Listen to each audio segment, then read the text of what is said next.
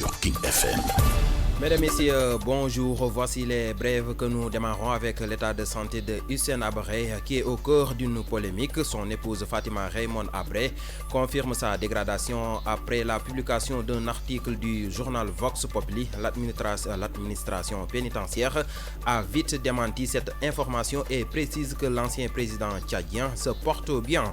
Plus de 45 jours avant l'expiration des anciens permis, à compter du 1er janvier 2020, ces documents ne seront plus valables. Des automobilistes évoquent des lenteurs dans les procédures d'inscription.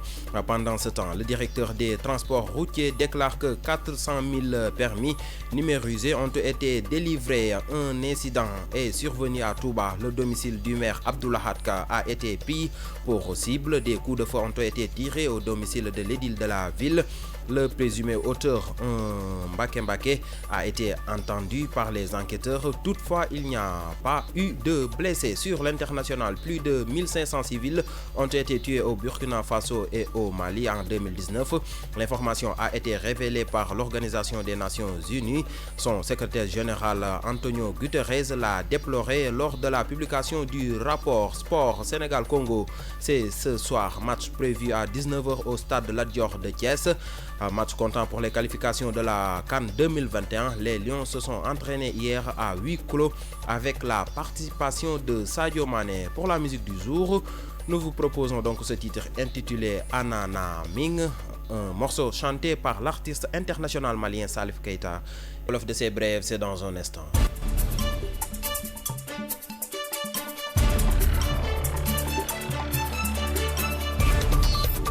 yéen a ngi déglu King FM ci 99.4. xibaar yi tënk lay doon dañ koy tàmbalee kon ak wérgi yaram bu Hissène Habré nga xam jamono ji dafa daal di jur coow lépp nag mu ngi dooree ci Vox Populi démb dañoo fay fesal kon ne Hissène Habré jamono ji wérgi yaramam dematul noonu soxnaam nag di Fatima Raymond Habré moom nag dëggal na lu ni mel ne borom këram wératul waaye nag administration pénitentiaire bi moom dañoo daal di weddi xibaar bu ni mel ba noppi ni ki fi nekkoon njiitu réewum Tchad ci ay jamono daal dinay nekk ci jàmm. ñu wax kon ci permis yi nga xam si daanaka fanweeri fan ak juróom rek moo des muy permis yu njëkkee ngir ñu jeex ndax benn fan ci weeru janvier bi nu dëgmal yooyee dootul valable ci mim réew loolu nag tax ba ay dawalkat ak ñuy yëngu ci wàllum dem beek dikk bi daal di gis ni dafa am ay yeexte yoo xam si nemmeeku nañ ko ci wàllu woowee rawatina inscription bi boobu nag fekk na directeur bu transport routier daal di gis ni ba fii toll na ak 400 000 permis numérisé yoo xam si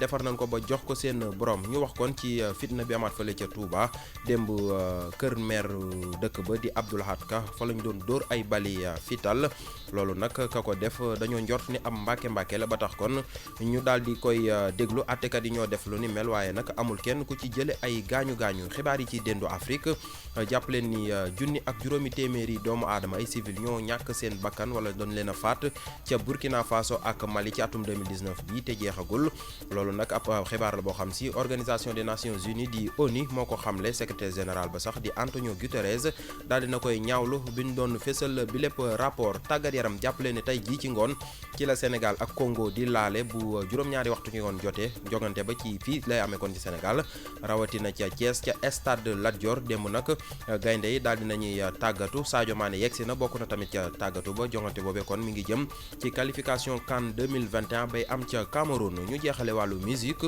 tey nag ñu andi leen woy bi ñu duppee Anana Ming ki ko woy nag moo di woykat international malien bi le di Salif Keita ñu teew ci ay xibaar yeneen i xibaar 8h30 lay doon waaye léegi Al Ndiaye ak équipe bam ñooy woyal The Morning King. Merci beaucoup Salut, nous te retrouvons à 8h30 comme tu l'as dit. Mesdames et messieurs, c'était l'essentiel de l'actualité.